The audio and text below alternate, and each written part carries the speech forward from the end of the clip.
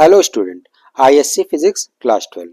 इस पार्ट में हम लोग इलेक्ट्रोस्टैटिक चैप्टर के कुछ इंपॉर्टेंट क्वेश्चन सॉल्व करेंगे जो कि बोर्ड एग्जाम के व्यू से बहुत ही इंपॉर्टेंट है। अगर ये क्वेश्चंस आप पढ़ते हैं, अच्छे से रिवीजन करते हैं, तो ये आपका बेसिक्स साथ में कंपटीशन लेवल का कॉन्सेप्ट भी आपका बहुत ही अच्छे से क्लियर करेंगे ये सारे क्वेश्चंस। तो आइए स्टार्ट करते हैं, देखते हैं पहला क्वेश्चन क्या कह रहा है हमारा। तो क्वेश्चन हमारा कह रहा है कि एक charge q move from point A above a dipole of dipole moment p to a point b।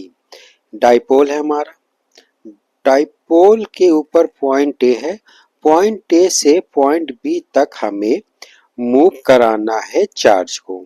Dipole का डाइपोल मोमेंट कितना है, p गिवन है।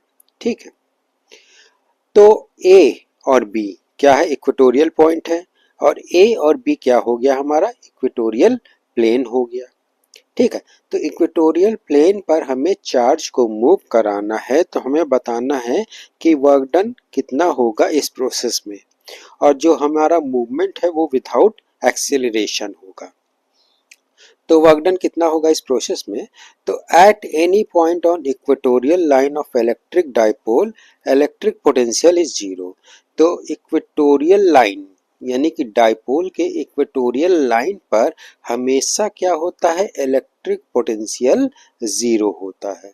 इलेक्ट्रिक पोटेंशियल कहाँ पे जीरो होता है, इक्वेटोरियल लाइन पर। किसके इक्वेटोरियल लाइन पर, डाइपोल के।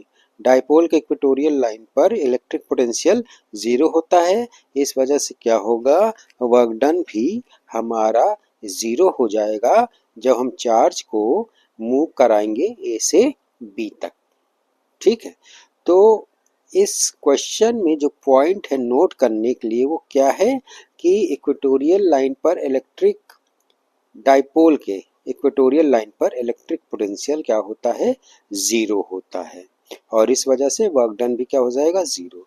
तो इलेक्ट्रिक पोटेंशियल कहाँ जीरो होता है, इक्वेटोरियल लाइन पर, किसके, इलेक्ट्रिक डाइपोल के।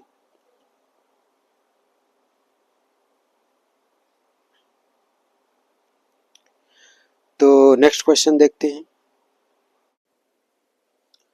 तो क्वेश्चन देखें हम लोग, can electrostatic potential at a point be zero while electric field at that point is not zero. तो कहने का मतलब है कि इलेक्ट्रिक फील्ड किसी पॉइंट पर जीरो नहीं है, तो इस पॉइंट पर क्या इलेक्ट्रोस्टैटिक पोटेंशियल जीरो होगा। तो ये क्वेश्चन इंपॉर्टेंट है, 1 मार्क्स का जरूर पूछ सकता है, एमसीक्यूज में पूछ सकता है या डायरेक्ट पूछ सकता है। तो इसका आंसर अगर हम लोग देखें तो इसका आंसर होगा यस। एग्जाम्पल भी दे रखा है। एग्जाम्पल क्या दे रखा है कि potential at any point on the perpendicular bisector of a dipole axis is zero. यानी कि अगर कोई डाइपोल ले ले, डाइपोल के परपेंडिकुलर बाइसेक्टर पे, परपेंडिकुलर बाइसेक्टर मतलब इक्वेटोरियल लाइन, तो इक्वेटोरियल लाइन पे इलेक्ट्रिक पोटेंशियल हमें क्या मालूम है, जीरो हो जाता है, बट इलेक्ट्रिक फील्ड जीरो नहीं होता है। ठीक है, तो डाइपोल के इक्वेटोरियल लाइन पर इलेक्ट्रिक फील्ड नॉन जीरो होता है, बट इलेक्ट्रिक पोटेंशियल जीरो हो जाता है। तो यह क्वेश्चन नोट कर लीजिएगा, इंपॉर्टेंट है। नेक्स्ट क्वेश्चन देखते हैं।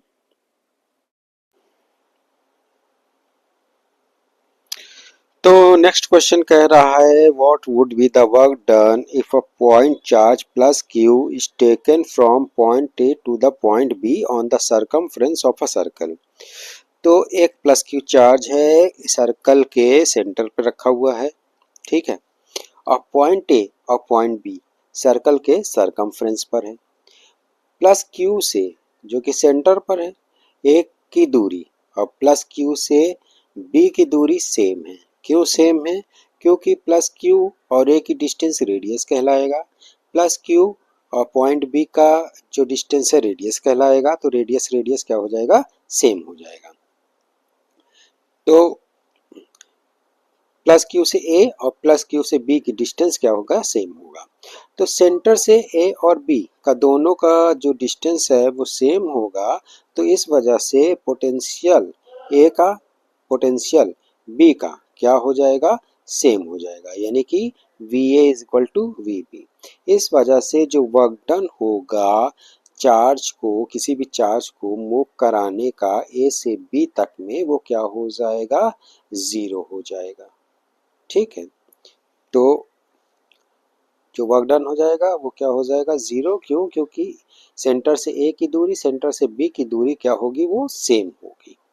इस वजह से ए का पोटेंशियल और बी का पोटेंशियल सेम होगा, और जब सेम पोटेंशियल पे हम चार्ज प्लस क्यू को मूव कराएंगे तो क्या होगा, वर्क डन ज़ीरो हो जाएगा। नेक्स्ट क्वेश्चन देखते हैं। तो क्वेश्चन कह रहा है हमारा, can electrostatic potential at a point P zero while electric field at that point is not zero. तो क्वेश्चन कह रहा है कि इलेक्ट्रोस्टैटिक पोटेंशियल किसी पॉइंट पर जीरो होगा अगर इलेक्ट्रिक फील्ड उस पॉइंट पे जीरो नहीं होगी तब। तो आंसर है हमारा यस, और एग्जाम्पल भी दे रखा है कि the potential at any point on the perpendicular bisector of a dipole axis is zero while electric field is not zero. तो कोई डाइपोल अगर हम कंसीडर कर लें, डाइपोल के एक्सिस पर, डाइपोल के एक्सिस से परपेंडिकुलर बाइसेक्टर यानी कि इक्वेटोरियल लाइन, इक्वेटोरियल लाइन पर इलेक्ट्रिक पोटेंशियल क्या होता है, जीरो होता है, बट इलेक्ट्रिक फील्ड क्या होती है, वो नॉन जीरो होती है। तो किसी डाइपोल के इक्वेटोरियल लाइन पर हमें मालूम है इलेक्ट्रिक पोटेंशियल जीरो होता है, इलेक्ट्रिक फील्ड जीरो नहीं होती। ठीक है, तो अब नेक्स्ट क्वेश्चन देखते हैं। नेक्स्ट क्वेश्चन देखें, what are the point at which electric potential of a dipole has maximum value, minimum value. तो मैक्सिमम वैल्यू और मिनिमम वैल्यू कहाँ होगी, किसी डाइपोल पर इलेक्ट्रिक पोटेंशियल की मैक्सिमम वैल्यू और मिनिमम वैल्यू किसी डाइपोल पर क्या, कहाँ पर होगी मैक्सिमम और मिनिमम। तो एक्सियल पॉइंट पर इलेक्ट्रिक पोटेंशियल मैक्सिमम होगी, इसकी पॉजिटिव वैल्यू भी है, नेगेटिव वैल्यू भी मैक्सिमम होगी, बट मिनिमम वैल्यू कहाँ होगी, इक्वेटोरियल पॉइंट पर। ठीक है, तो ये हो गया हमारा आंसर। ये क्वेश्चन इंपॉर्टेंट है, ये भी आ जाता है 1 मार्क्स का। नेक्स्ट क्वेश्चन देखते हैं। Two protons A and B are placed between the parallel plates having a potential difference V shown in figure. These proton experience equal or unequal forces. तो दो प्लेट्स हैं, दोनों पर पोटेंशियल डिफरेंस V है, और इनके बीच में दो प्रोटॉन्स रखा है A और B, और हमें बताना है कि दोनों प्रोटॉन्स पर इक्वल फोर्सेस लगेंगी कि अनइक्वल फोर्सेस लगेंगी। तो इसका आंसर अगर हम लोग देखें तो the electric field is uniform in the space between the दो प्लेट्स हैं जिनका इलेक्ट्रिक पोटेंशियल डिफरेंस V है, इनके बीच में जो इलेक्ट्रिक फील्ड होगी वो क्या होगी, यूनिफॉर्म होगी। जब इलेक्ट्रिक फील्ड यूनिफॉर्म होगी तो दोनों प्रोटॉन ए और बी एक्सपीरियंस इक्वल फोर्स। तो इसमें जो पॉइंट नोट करने वाला वो ये है कि कोई भी अगर प्लेट है तो उनका पोटेंशियल डिफरेंस V है, तो उनके बीच में जो इलेक्ट्रिक फील्ड होगी वो क्या होगी, यूनिफॉर्म होगी। तो ये हो गया हमारा आंसर, पॉइंट नोट कर लीजिएगा, पॉइंट बहुत ही इंपॉर्टेंट है। Uniform in the space between the two plates, क्या चीज, इलेक्ट्रिक फील्ड। नेक्स्ट क्वेश्चन देखते हैं। तो नेक्स्ट क्वेश्चन देखें, the middle point of a conductor is earthed and its ends are maintained at a potential difference of 220 volt. What is the potential at the two ends and at the middle point. तो एक conductor है, उसके middle point earth कर दिया गया है और उसके एंड्स पर पोटेंशियल डिफरेंस 220 वोल्ट का है। हमें बताना है कि पोटेंशियल टू एंड्स पर कितना होगा और पोटेंशियल मिडल पॉइंट पर कितना होगा। तो आंसर देखें, potential at the middle point is zero. क्यों? क्योंकि मिडिल पॉइंट अर्थेड है, तो मिडिल पॉइंट पर पोटेंशियल जीरो हो जाएगा। अब 220 वोल्ट पोटेंशियल डिफरेंस है एंड्स पर, तो यानी कि एक एंड पर 110, सेकेंड एंड पर 110, एक एंड पर प्लस और एक एंड पर माइनस। तो इस वजह से जो पोटेंशियल है वो डिवाइड हो गया दो पार्ट्स में, 110 पॉजिटिव, 1110 नेगेटिव।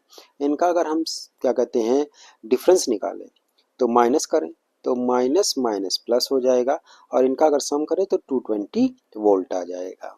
तो ये हो जाएगा हमारा आंसर। तो इसमें ध्यान देने वाली बात क्या है कि जो पोटेंशियल डिफरेंस अगर इस तरह से दे रखा है, जैसे 220 वोल्ट दे रखा है, तो दो पार्ट्स में डिवाइड हो जाएगा, एक पॉजिटिव में और एक निगेटिव में। तो नेक्स्ट क्वेश्चन देखते हैं। नेक्स्ट क्वेश्चन कह रहा है a hollow metal sphere of radius 5 centimetre is charge such that potential on its surface is 10 volt. What is the potential at the center of the sphere? एक hollow metal sphere है जिसका radius 5 centimetre है, उसको charge किया गया तो उसका potential जो हो गया 10 वोल्ट उसके सरफेस पर। अब हमें बताना है कि सेंटर पर स्फीयर के पोटेंशियल कितना होगा। तो इसका आंसर अगर हम लोग देखें तो 10 वोल्ट होगा। क्यों? क्योंकि electric potential is same at all points inside the hollow sphere and at the surface of the sphere. Sphere पे जितना है पोटेंशियल, स्फीयर के सरफेस पे जितना है पोटेंशियल उतना ही अंदर भी होगा, ठीक है, सेंटर पे भी होगा। तो ये हो गया हमारा आंसर। नेक्स्ट क्वेश्चन देखते हैं। तो नेक्स्ट क्वेश्चन देखें। An electron is accelerated through a potential difference V. एक इलेक्ट्रॉन है उसको एक्सीलरेट किया गया पोटेंशियल डिफरेंस V पर। तो right the expression for its final speed if it was initially at rest. Electron rest पर था, उसको एक्सीलरेट किया गया, उसके अंदर पोटेंशियल डिफरेंस V है, तो फाइनल स्पीड का हमें एक्सप्रेशन लिखना है। तो जब चार्ज ई है, इलेक्ट्रॉन का मास सेम है और उसकी फाइनल स्पीड जो है v हम ले लेते हैं, तो then as kinetic energy acquired, kinetic energy आ जाएगी जब इलेक्ट्रॉन को एक्सेलरेट करेंगे हम लोग, और काइनेटिक एनर्जी जो होगी वो वर्क डन की इक्वल होगी। वर्क डन कितना होता है क्यू वी, क्यू क्या होता है चार्ज होता है, चार्ज कितना है ई गिवन है, तो E V is equal to kinetic energy half M V square. यहाँ से वी की वैल्यू हम लोग फाइंड आउट कर लें, तो वी का अगर हम लोग फॉर्मूला बनाएं, वी की वैल्यू हम लोग फाइंड आउट करें, अंडर रूट टू स्क्वायर जो है अंडर रूट टू में कन्वर्ट हो जाएगा, टू हमारा क्रॉस मल्टीप्लिकेशन करके इधर चला आ जाएगा तो टू ई वी हो जाएगा, स्क्वायर की वजह से अंडर रूट हो जाएगा और एम इधर आ जाएगा हमारा डिनोमिनेटर में। तो v का एक्सप्रेशन आ जाएगा v under root two E V upon M. तो ये हो जाएगा हमारा आंसर। नेक्स्ट क्वेश्चन देखते हैं। तो क्वेश्चन कह रहा है what is the net charge on a charged capacitor. किसी चार्ज्ड कैपेसिटर पर नेट चार्ज कितना होगा ये हमें बताना है। तो आंसर देखें, 0 because one plate has a positive charge and other carries an equal negative charge. एक प्लेट पर पॉजिटिव चार्ज होगा, दूसरे प्लेट पर इक्वली निगेटिव चार्ज होगा, तो जो नेट चार्ज हो जाएगा वो क्या हो जाएगा 0। तो ये हो गया हमारा आंसर। नेक्स्ट क्वेश्चन देखते हैं। नेक्स्ट क्वेश्चन कह रहा है on which factor does the capacitance of a capacitor depend. Capacitance का कैपेसिटर किन फैक्टर पर डिपेंड करता है ये हमें बताना है। तो इसका आंसर होगा it depends on geometry of the plates, distance between them, यानी कि प्लेट्स के बीच में डिस्टेंस कितना होगा, प्लेट की ज्योमेट्री कितना होगा, और nature of dielectric medium separating the plate. Dielectric medium जो सेपरेट कर रहा है प्लेट्स पर, इन पे भी कैपेसिटेंस डिपेंड करेगा कैपेसिटर का। तो ये क्वेश्चन हमारा इम्पोर्टेंट है क्योंकि 1 मार्क में ये क्वेश्चन पूछ लिया जाता है और क्या कहते हैं एमसीक्यूज में भी पूछ लेता है, ठीक है। तो ये क्वेश्चन इम्पोर्टेंट है, ये ध्यान रखिएगा। नेक्स्ट क्वेश्चन देखते हैं। Next question, two copper sphere of same radii, दो कॉपर स्फीयर है सेम है, one hollow and other solid are change charge to same potential. तो एक स्फीयर हमारा हॉलो है, एक हमारा सॉलिड है, दोनों को सेम पोटेंशियल पर चार्ज किया गया है। Which if any of the two will have more charge. तो इन दोनों में से किस पर चार्ज ज़्यादा होगा ये हमें बताना है। तो capacitance of a spherical capacitor is equal to C is equal to 4 pi epsilon naught R, यानी कि यहाँ फॉर्मूले से देखें तो सी और आर डायरेक्टली प्रोपोर्शनल है एक दूसरे के, यानी सी बढ़ेगा कब, जब आर बढ़ेगा, और जब अगर आर कम होगा तो सी भी हमारा कम हो जाएगा। ये होता है डायरेक्टली प्रोपोर्शनल का मतलब।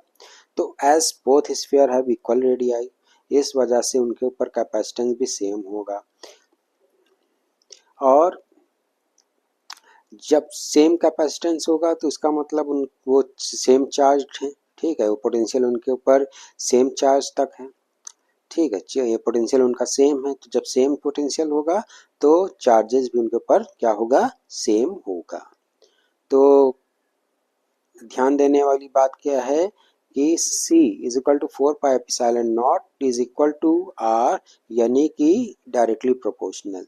तो क्या कहते हैं, C डिपेंड करता है रेडियस पर, किस तरह से, डायरेक्टली प्रोपोर्शनल, R ज़्यादा तो C ज़्यादा, R कम तो C कम। ये नोट करने वाला पॉइंट है। नेक्स्ट क्वेश्चन देखते हैं क्या कह रहा है। तो नेक्स्ट क्वेश्चन देखें, a technician has only two capacitor by using them singly in series और in parallel he is able to obtain the capacitance of 4 5 20 25। तो एक टेक्नीशियन है, उसके पास दो कैपेसिटर है, उसे वो उन्हें उन कैपेसिटर्स को वो सिंगल सीरीज और पैरेलल में यूज करके ऑब्टेन करता है चार वैल्यू कैपेसिटेंस की, 4 5 20 एंड 25 माइक्रोफाराड। अब हमें बताना है what are the capacitance of the two capacitor, तो इन दोनों कैपेसिटर्स की कैपेसिटेंस की वैल्यू हमें बताना है। तो एक काम करें, हम लोग दो कैपेसिटेंस की वैल्यू उठाएं 5 और 20, और इन्हें हम सीरीज में पुट करें। सीरीज में पुट करते हैं, सीरीज का फॉर्मूला क्या हो जाएगा, C1 into C2 upon C1 plus C2। तो अगर हम 5 और 20 पुट करें, 5 इंटू 20 100, 5 प्लस 20 25, सॉल्व करें 100 डिवाइडेड बाय 20 तो आ जाएगा 4 आ जाएगा, 100 डिवाइडेड बाय 25, सॉरी यहाँ पे 20 प्लस 5 हो जाएगा 25, तो 100 डिवाइडेड बाय 25 4 आ जाएगा, 4 माइक्रोफाराड। और जब पैरेलल पुट करें, parallel formula C1 plus C2, तो 5 प्लस 20 25। तो दो कैपेसिटेंस की वैल्यू जो अलग अलग कैपेसिटर की है वो होगी क्या, 5 माइक्रोफाराड एंड 20 माइक्रोफाराड। तो हमने क्या किया, दो वैल्यूज उठाया यहाँ से, उनको सीरीज और कैपेसिटर में पुट किया, अगर आंसर आ जाता है तो वही हमारा करेक्ट आंसर होगा। अगर हम यहाँ से उठाते कोई और 4 और 5, इनको उठा के हम वैल्यूज पुट करते फॉर्मूले में तो आंसर हमारा नहीं आता, यानी कि हम गलत वैल्यूज ले रहे थे। तो इस तरह से थोड़ा सा आपको चेक करना पड़ेगा। तो नेक्स्ट क्वेश्चन देखते हैं। तो क्वेश्चन देखें हम लोग, the given graph shows the variation of charge J Q versus potential difference V across for two capacitor C1 and C2। तो यहाँ पर चार्ज Q का वेरिएशन दे रहा है अगेंस्ट पोटेंशियल डिफरेंस, तो ये ग्राफ हमें शो कर रहा है, गिवन है ये ग्राफ, Q का वेरिएशन अगेंस्ट V, और दो कैपेसिटेंस C1 और C2 यहाँ पे क्या कहते हैं रिप्रेजेंट कर रही है, ये दो लाइंस। अब कौन सी लाइन C1 रिप्रेजेंट कर रही है, कौन सी लाइन C2 रिप्रेजेंट कर रही है, ये हमें बताना है। C1 और C2 कौन सी ग्राफ लाइन के करस्पॉन्ड है और क्यों। और एक कंडीशन दे रखी है कि the plate area of C2 is double than that of C1। तो ये ध्यान देने वाली बात है, जो C2 का प्लेट एरिया है, कैपेसिटर C2 का जो एरिया है वो डबल है C1 से। तो एक हिंट तो यहाँ पे दे रखा है। अब इसका सॉल्यूशन देखें हम लोग। पहले तो देखें C का फॉर्मूला क्या होता है, Q अपॉन V। तो and graph A has a larger slope, graph A का स्लोप तो लार्जर है, ग्राफ से हमें दिख रहा है, एंड देन बी, बी से ज़्यादा है ग्राफ ए का स्लोप।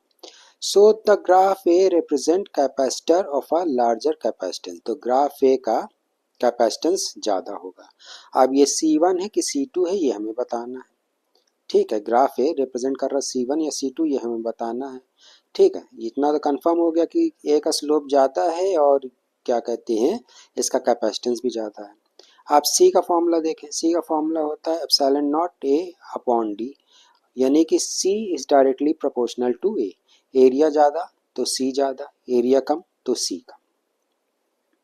अब यहाँ पे बताया था कि as the plate area of C2 is double than that of C1, तो C2 का प्लेट एरिया ज़्यादा है, प्लेट एरिया ज़्यादा है तो कैपेसिटेंस भी ज़्यादा होगा C2 का, C2 का कैपेसिटेंस ज़्यादा होगा यानी कि, और A का भी कैपेसिटेंस ज़्यादा है तो A रिप्रेजेंट कर रहा है C2, ठीक है, A रिप्रेजेंट कर रहा है C2, the line A of the graph correspond to C2 and the line B correspond to C1।